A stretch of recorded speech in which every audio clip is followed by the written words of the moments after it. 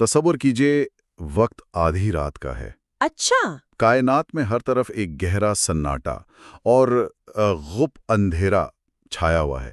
زمین پر اکثر لوگ اپنی روزمرہ کی تھکن کے بعد گہری نیند سو رہے ہیں، بالکل ایسے ہی ہوتا ہے۔ لیکن انہیں اس بات کا بالکل اندازہ نہیں کہ انہی لمحات میں ان کے بالکل اوپر آسمانوں میں ایک عظیم الشان واقعہ رونما ہو رہا ہے۔ ایک ایسا آسمانی نظام حرکت میں آ چکا ہے جہاں فرشتے پہلے آسمان کے دروازے کھلنے پر زمین کی طرف اتر رہے ہوتے ہیں۔ ہاں، اور اس تعداد میں اتر رہے ہیں کہ ان کی گنتی زمین پر موجود ریت کے ذروں اور کنکریوں سے بھی تجاوز کر جاتی ہے۔ مطلب ان کی تعداد اتنی زیادہ ہوتی ہے؟ یہ واقعی ایک بہت ہی اوور ویلمنگ تصور ہے۔ تو یہ کوئی عام رات نہیں ہے۔ آج کے اس گہرے مطالعے میں، یعنی اس تفصیلی جائزے میں، ہم شب قدر، جسے لیلۃ القدر بھی کہا جاتا ہے، اس کے ان خفیہ اسرار پر روشنی ڈالیں گے جو شاید ہی پہلے کبھی اس طرح سوچے گئے ہوں۔ صحیح، کیونکہ ہمارا مقصد یہاں صرف اس رات کی فضیلت بیان کرنا نہیں ہے۔ بالکل نہیں، ہمارا مقصد اس کے پیچھے چھپے اس عظیم کاسمک نظام کو سمجھنا ہے جو آسمان سے لے کر قبروں کی گہرائیوں تک پھیلا ہوا ہے۔ اور سچ کہوں تو اس رات کا تصور ہی حیران کر دینے والا ہے۔ سوچئے، ایک ایسی رات جس میں عبادت کرنا 1000 مہینوں سے بہتر ہے۔ 1000 مہینے، یعنی اگر اس کا حساب لگایا جائے تو یہ تقریباً 83 سال اور 4 مہینے بنتے ہیں۔ 83 سال! یہ صرف ایک میتھمیٹیکل فگر تھوڑی ہے، یہ تو ایک پوری انسانی زندگی ہے، بچپن سے لے کر بڑھاپے تک کا عرصہ۔ ہاں، یہ حقیقت اپنے اندر ایک بہت بڑی کشش رکھتی ہے، اور اس رات کا اصل مقصد صرف نیند قربان کر کے جاگنا نہیں ہے۔ تو پھر اصل مقصد کیا ہے اس کا؟ اس کا مقصد اس عظیم نظام کو سمجھنا اور اس سے جڑنا ہے جو اس رات آسمان کی بلندیوں سے زمین اور پھر عالم برزخ تک ایکٹیویٹ ہو جاتا ہے۔ ہم اکثر اس رات کو صرف ذاتی عبادت، تسبیح اور ثواب کے حوالے سے دیکھتے ہیں۔ صحیح بات ہے، لوگ بس یہی سوچتے ہیں کہ ثواب ملے گا۔ لیکن اگر اس کے انڈرلائنگ میکینزم کو سمجھا جائے تو یہ اس کائنات کا سب سے بڑا انتظامی اور روحانی واقعہ ہے۔ یہ وہ وقت ہے جب آنے والے پورے سال کے فیصلے آسمان سے زمین پر نافذ کرنے کے لیے فرشتوں کے حوالے کیے جاتے ہیں۔ چلیے اس سب کو تھوڑا کھولتے ہیں، کیونکہ یہ بہت دلچسپ لگ رہا ہے۔ اگر ہم اس عمل کو سمجھنا چاہیں تو کیا ہم اسے کائنات کی ایک عظیم کاسمک بورڈ میٹنگ یا کارپوریٹ اینول بجٹ کی طرح دیکھ سکتے ہیں؟ ہاں، یہ اگزامپل کافی حد تک فٹ آتی ہے اس پر۔ جیسے کسی بہت بڑی اور عظیم کمپنی میں سال کے آخر میں آنے والے پورے سال کا منصوبہ، ریسورس ایلوکیشن، پروموشنز اور یہاں تک کہ ڈیموشنز طے کیے جاتے ہیں، ویسے ہی آسمان میں پوری کائنات کا نظام طے پا رہا ہوتا ہے۔ یہ مشابہت بالکل درست ہے، بس اس کا اسکیل انسانی سوچ سے کہیں زیادہ عظیم ہے۔ اگر ہم اسے بڑے تناظر میں دیکھیں تو یہ وقت اور الہی فیصلوں کے ملاپ کا سب سے عظیم لمحہ ہے۔ مطلب آسمان میں دروازے کھلتے ہیں اور اس رات پہلے آسمان کے دروازے کھل جاتے ہیں۔ اسے فیصلوں کی رات کہا جاتا ہے، یعنی نائٹ آف ڈکری۔ اصل میں ہوتا یہ ہے کہ لوح محفوظ، جو کہ کائنات کا وہ ماسٹر ریکارڈ یا الٹیمیٹ بلو پرنٹ ہے، جہاں ازل سے ابد تک سب کچھ تحریر ہے، جہاں سب کچھ پہلے سے لکھا ہوا ہے۔ صحیح، وہاں سے آنے والے 1 سال کا مخصوص ڈیٹا ایکسٹریکٹ کیا جاتا ہے۔ یہ اگلے سال کا منصوبہ یا آپ بجٹ کہہ لیں، فرشتوں کے حوالے کیا جاتا ہے۔ اچھا، یعنی اسپیسیفک لسٹ نکال کر فرشتوں کو دے دی جاتی ہے؟ بالکل، کس انسان نے آنے والے سال میں پیدا ہونا ہے، کس نے وفات پانی ہے، کس کے رزق میں اضافہ ہوگا اور کس کی روزی تنگ کی جائے گی، یہاں تک کہ آنے والے سال میں کسے حج کرنے کی سعادت نصیب ہوگی، یہ سب کچھ۔ ویٹ، حج کا سفر بھی اسی رات ہوتا ہے؟ ہاں، یہ سب کچھ اسی رات تحریر کر کے ان فرشتوں کو سونپ دیا جاتا ہے جو اس نظام کو چلانے پر مامور ہیں۔ تو اگر آسمان میں یہ عظیم بجٹ طے پا رہا ہے تو زمین پر اس کا نفاذ کیسے ہوتا ہے؟ میرا مطلب ہے لوح محفوظ سے فرشتوں تک ڈیٹیلز تو آ گئیں، لیکن پھر یہ فرشتے زمین پر اتر کے ایگزیکٹلی کرتے کیا ہیں؟ اچھا، جب یہ آسمانی بجٹ اور فیصلے فرشتوں کو مل جاتے ہیں تو پھر آسمان سے زمین کی طرف ایک بے مثال نزول شروع ہوتا ہے۔ حضرت جبریل، جنہیں روح کے نام سے پکارا جاتا ہے، جو فرشتوں کے سردار بھی ہیں، ہاں، وہ خود ایک عظیم لشکر کے ساتھ زمین پر آتے ہیں۔ وہ ہر اس گھر، ہر اس مسجد اور ہر اس مقام پر جاتے ہیں جہاں لوگ عبادت میں مصروف ہوں۔ یعنی وہ پریکٹیکلی زمین پر فزیکلی گھوم رہے ہوتے ہیں۔ بالکل، ان فرشتوں کا زمین پر آنے کا مقصد صرف دیکھنا نہیں ہوتا، بلکہ یہ رحمت اور نور کو زمین پر منتقل کرتے ہیں۔ اور ایک بہت ہی خوبصورت عمل جو اس نزول کا حصہ ہے وہ یہ کہ حضرت جبریل عبادت گزاروں سے مصافحہ یعنی ہینڈ شیک کرتے ہیں۔ کیا بات ہے! یہ سچ میں حیرت انگیز بات ہے، لیکن ظاہر ہے انسان ان روحانی مخلوق کو اپنی ان آنکھوں سے دیکھ تو نہیں سکتا نا، تو اس مسافے کا پتہ کیسے چلتا ہے؟ اس کی کوئی نشانی ہے؟ اچانک نہایت نرم ہو جاتا ہے۔ اچھا، جیسے اچانک سے رونا آ جانا۔ ہاں، اس کے اندر ایک عجیب سی رقت اور عاجزی پیدا ہوتی ہے اور آنکھوں سے بے ساختہ آنسو بہنے لگتے ہیں۔ یہ کوئی عام رونا نہیں ہوتا، یہ اس عظیم نورانی مخلوق کی موجودگی کا اثر ہوتا ہے جو انسان کی روح کو چھو لیتی ہے۔ واقعی یہ تو بہت گہری بات ہے۔ پوری زمین پر ایک عجیب روحانی سکون چھا جاتا ہے اور یہاں تک کہ موسم بھی بالکل معتدل اور پرسکون ہو جاتا ہے۔ اب یہاں ایک سوال اٹھتا ہے میرے ذہن میں، اگر اس رات آسمان سے اتنی بڑی تعداد میں فرشتے اتر رہے ہیں زمین پر، اتنی نیکی، رحمت اور نور کی بارش ہو رہی ہے، صحیح۔ تو برائی کی طاقتیں یعنی شیطان اس وقت کیا کر رہا ہوتا ہے؟ کیا وہ آرام سے بیٹھ کر یہ سب دیکھتا رہتا ہے؟ کیونکہ وہ تو انسان کو بھٹکانے کا کوئی موقع نہیں چھوڑتا نا۔ اس رات شیطان کی حالت دیکھنے والی ہوتی ہے۔ وہ مکمل طور پر بے بس ہو جاتا ہے، پیرالائزڈ اور کمزور۔ پیرالائزڈ؟ ایسا کیوں؟ اس کی وجہ صرف کوئی جادو نہیں، بلکہ ایک منطقی روحانی میکانزم ہے۔ ذرا سوچئے، جب فرشتے زمین پر اس قدر پھیل جاتے ہیں کہ ریت کے ذروں سے زیادہ ان کی تعداد ہوتی ہے، تو یہ صرف تعداد نہیں ہے، تو پھر کیا ہے؟ یہ نور اور پازیٹیو انرجی کی انتہا ہوتی ہے۔ اس عظیم نورانی ہجوم میں شیطان اور اس کے چیلوں کے لیے زمین پر فزیکلی اور اسپرچولی چلنے، پھرنے، منتقل ہونے یا دلوں میں وسوسے ڈالنے کی جگہ ہی نہیں بچتی۔ مطلب ان کو لٹرلی بلاک کر دیا جاتا ہے؟ بالکل، فرشتے عبادت گزار بندوں کو ہر طرف سے گھیر لیتے ہیں۔ شیطان کی سب سے بڑی اور شدید ہار یہ ہوتی ہے کہ جو گناہ اس نے پورے سال دن رات محنت کر کے دھوکے دے کر لوگوں سے کروائے ہوتے ہیں، وہ سب معاف ہو جاتے ہیں۔ ہاں، وہ اس ایک رات کی سچی توبہ اور آنسو کے چند قطروں سے ہمیشہ کے لیے معاف ہو جاتے ہیں۔ اس کا پورے سال کا کیا دھرا ایک ہی رات میں خاک میں مل جاتا ہے۔ واہ، یہ تو اس کے لیے سب سے بڑی ناکامی ہوئی۔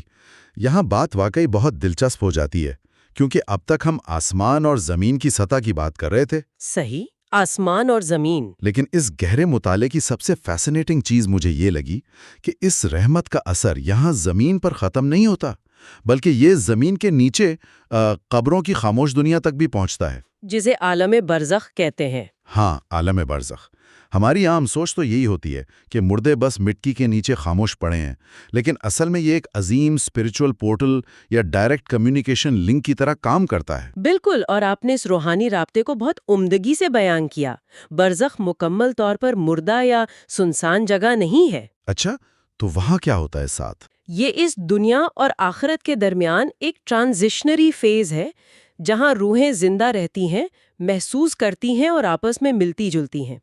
جب شب قدر کی رات زمین پر رحمت نازل ہوتی ہے تو اس کی ٹھنڈی اور پرسکون تاثیر قبروں کے اندھیروں تک بھی پہنچتی ہے۔ یعنی وہاں بھی اثر ہوتا ہے۔ اور سب سے اہم بات، جب کوئی زندہ انسان اپنے مرحوم والدین، دوستوں یا رشتہ داروں کے لیے مغفرت کی دعا کرتا ہے تو وہ دعا قبر میں نور کے پہاڑ یعنی ماؤنٹین آف لائٹ کی طرح نازل ہوتی ہے۔ نور کے پہاڑ کی طرح نازل ہوتی ہے۔ اور اس دعا کا وزن عام دنوں سے کہیں زیادہ ہوتا ہوگا، کیونکہ ہم نے شروع میں بات کی کہ اس رات کی عبادت 83 سال سے زیادہ بہتر ہے۔ بالکل، وزن بہت زیادہ ہوتا ہے۔ تو جو صدقہ یا دعا کسی مرحوم کے لیے اس رات بھیجی جاتی ہے، وہ براہ راست 83 سال کی دعاؤں کے اجر سے ملٹیپلائی ہو جاتی ہے۔ یہ تو بہت ہی کمال کا ایکسپریس کیئر پیکج بن گیا آخرت کے لیے۔ یہی تو اس نظام کا سب سے خوبصورت حصہ ہے۔ عام دنوں میں کی گئی دعا کا اجر اپنی جگہ، لیکن اس رات بھیجی گئی دعا مرحوم کے اعمال نامے میں صدیوں کی دعا کا اثر رکھتی ہے۔ واہ، صدیوں کا اثر! اس سے اچانک قبر کا اندھیرا غائب ہو جاتا ہے اور مرحوم کے درجات آسمان کی بلندیوں کو چھونے لگتے ہیں۔ مردے ہمیشہ زندوں کی طرف سے آنے والی تحفوں کے منتظر رہتے ہیں، اور اس رات فرشتے زندوں کی دعاؤں کو عظیم تحفوں کی شکل میں چمکتے ہوئے تھالوں میں رکھ کر قبروں تک لے جاتے ہیں۔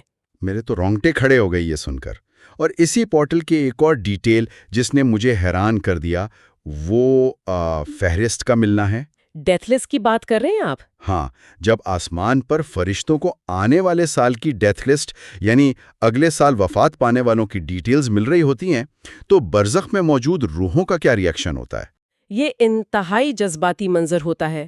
جب اگلے سال کی موت کی فہرست فرشتوں کو سونپی جاتی ہے تو عالم برزخ میں موجود وہ روح ہیں جو آپس میں کلام کرتی ہیں، انہیں اپنے ان پیاروں کی خبر مل جاتی ہے جن کی موت اگلے سال مقرر ہو چکی ہے۔ مطلب انہیں پہلے سے پتہ چل جاتا ہے کہ کون آنے والا ہے؟ بالکل، وہ اس خبر سے خوش ہوتی ہیں کہ ان کے بچھڑے ہوئے دنیا کے رشتہ دار جلد ہی ان سے آ کر ملنے والے ہیں، اور پھر جب زندہ لوگ انہی مرحومین کے لیے آنسو بہا کر دعا کرتے ہیں تو روحیں ان تحفوں کو دیکھ کر انتہائی پرمسرت ہوتی ہیں۔ یہ تو ایک عجیب ہی کنیکشن ہے۔ اور اس خوشی کے نتیجے میں وہ روحیں پلٹ کر ان زندہ دعا کرنے والوں کے لیے اللہ کے ہاں دعا کرتی ہیں۔ یہ ایک بائی ڈائریکشنل سسٹم ہے۔ بائی ڈائریکشنل سسٹم یعنی ٹو وے اسٹریٹ۔ ہاں، آپ زمین سے دعا بھیجتے ہیں اور قبر سے آپ کے اپنے مرحوم آپ کے لیے معافی مانگتے ہیں۔ یہاں میں تھوڑا الجھ رہا ہوں۔ زمین سے عظیم تحفے قبروں میں جا رہے ہیں اور آنے والے سال کا پورا بجٹ طے ہو رہا ہے، لیکن اگر ہم ریلیجس کانسیپٹس کو دیکھیں تو وہاں یہ بتایا جاتا ہے کہ انسان کی تقدیر تو اس کی ماں کے پیٹ میں لکھ دی جاتی ہے۔ صحیح، everything is predestined. ہاں، تو پھر اس آسمانی بجٹ کا اور اس رات رونے دھونے دعائیں مانگنے کا کیا مقصد؟ جب ازل سے سب کچھ پہلے ہی طے شدہ ہے تو کیا دعا مانگنے سے واقعی کچھ بدل سکتا ہے؟ یہ پوائنٹ تھوڑا کانٹراڈکٹری نہیں لگتا؟ یہاں جو بات حیران کن ہے اور جہاں زیادہ تر لوگ کنفیوز ہو جاتے ہیں وہ تقدیر کے میکینزم کو پوری طرح نہ سمجھنا ہے۔ تقدیر صرف ایک سیدھی لکیر نہیں ہے جسے مٹانا جا سکے۔ اچھا، تو پھر کیا ہے؟ اسلامی کائناتی نظام میں تقدیر کی دو بڑی قسمیں بیان کی گئی ہیں۔ ایک ہے قدر مبرم، جو کہ وہ ٹھوس اور فائنل تقدیر ہے جو کسی صورت نہیں بدلتی، لیکن دوسری قسم ہے قدر معلق۔ میرا مطلب ایسی تقدیر جو پینڈنگ ہے، جو معلق ہے اور کسی خاص ایکشن کا ویٹ کر رہی ہے۔ بالکل ٹھیک پکڑا آپ نے۔ قدر معلق وہ تقدیر ہے جو سسپینڈڈ ہوتی ہے، یہ کنڈیشنل ہوتی ہے۔ کنڈیشنل کیسے؟ مطلب کوئی شرط ہوتی ہے اس میں؟ ہاں، مثال کے طور پر لوح محفوظ میں لکھا ہوتا ہے کہ اگر اس بندے نے فلاں رات آنسو بہا کر دعا کی یا صدقہ دیا یا اپنے والدین کے ساتھ نیکی کی تو اس کی آنے والی مصیبت کو ٹال کر اس کی عمر یا رزق میں برکت ڈال دی جائے گی۔ اچھا، اور اگر نہ کی تو؟ اگر اس نے دعا نہیں کی تو وہ پریشانی اس پر آئے گی۔ دعا اس معلق تقدیر کو بدلنے کا سب سے بڑا ہتھیار ہے۔ اور اس شب قدر میں اس قدر معلق کو بدلنے کا سب سے بہترین موقع فراہم کیا جاتا ہے؟ بلا شبہ، اور اس میکینزم کا کلائمیکس رات کے آخری حصے میں آتا ہے۔ اس وقت اللہ تعالیٰ پہلے آسمان پر نزول فرماتا ہے جو کہ اس کی شان کے لائق ہے اور اپنی مخلوق کو ندا دیتا ہے۔ سبحان اللہ۔ سوچئے، پورے سال آسمان کی طاقتیں انتظام چلاتی ہیں، لیکن اس رات مالک خود آواز لگاتا ہے کوئی مغفرت مانگنے والا کہ میں اسے معاف کروں؟ ہے کوئی رزق مانگنے والا کہ میں اسے رزق دوں؟ ہے کوئی مصیبت کا مارا جو مجھ سے اپنی پریشانی کی دوری مانگے اور میں اسے عافیت دوں؟ یہ تو بہت ہی ڈائریکٹ اپروچ ہے۔ بالکل۔ جب ایک انسان آنسو بہا کر سچی نیت سے دعا کرتا ہے تو اللہ ان فرشتوں کو جو اس کی ڈیسٹنی لکھ رہے ہوتے ہیں حکم دیتا ہے کہ اس کی لکھی ہوئی بیماری یا مصیبت کو مٹا دو اور اس کی جگہ برکت لکھ دو۔ یعنی مقدر بدل جاتا ہے، واقعی۔ کہا جاتا ہے کہ انسان کے آنسو جب تسلسل اور عاجزی سے بہتے ہیں تو وہ زمین پر گرنے سے پہلے ہی اللہ کے غصے کو ٹھنڈا کر دیتے ہیں۔ جس نے اپنی زندگی میں ہزاروں گناہ کیے ہوں، اگر وہ سچی توبہ کر لے تو اس کا نام جہنم کی فہرست سے نکل کر جنت کی فہرست میں ہمیشہ کے لیے شفٹ ہو جاتا ہے۔ اس کا مطلب ہے کہ آنے والا سال کیسا گزرے گا اس کی کمانڈ تھوڑی دیر کے لیے ہمارے اپنے ہاتھوں میں اور ہماری دعاؤں میں دے دی جاتی ہے۔ بالکل ایسا ہی ہے۔ لیکن یہاں ایک نیچرل سوال اٹھتا ہے میرے ذہن میں۔ اتنی وسیع رحمت، اللہ کی طرف سے خود دی جانے والی آواز اور دروازے اس قدر کھلے ہونے کے باوجود کیا کچھ لوگ ایسے بھی ہیں جو اس معافی کے سمندر کے بالکل کنارے پر کھڑے رہ کر بھی پیاسے رہ جاتے ہیں؟ یہ اس پراسرار رات کا سب سے سنجیدہ اور فکر مند کر دینے والا حصہ ہے۔ اچھا، تو لوگ محروم بھی ہوتے ہیں اس سے؟ بدقسمتی سے ہاں، کچھ ایسے اعمال ہیں جو اس کاسمک رحمت کے ڈائریکٹ راستے میں کانکریٹ کی دیوار بن جاتے ہیں۔ سب سے پہلے مشرک، یعنی جو کسی اور کو اللہ کے مقابلے میں ٹھہرائے۔ پھر آتے ہیں والدین کے نافرمان، رشتے ناطے توڑنے والے اور شراب کے مسلسل عادی لوگ۔ یہ تو چلو سمجھ میں آتا ہے، بڑے گناہ ہیں۔ لیکن ان سب میں ایک ایسی کیٹیگری ہے جو دلوں کی حالات سے جڑی ہے، اور وہ ہے حسد یا حسد کرنے والے۔ وہ لوگ جو دلوں میں دوسروں کے لیے بغض اور کینہ رکھتے ہیں۔ دلوں میں حسد رکھنے والوں کو اسپیسیفکلی اس عظیم معافی سے محروم کیوں رکھا جاتا ہے؟ اس کے پیچھے کیا لاجک کام کر رہی ہوتی ہے؟ میں حیران ہوں اس بات پر۔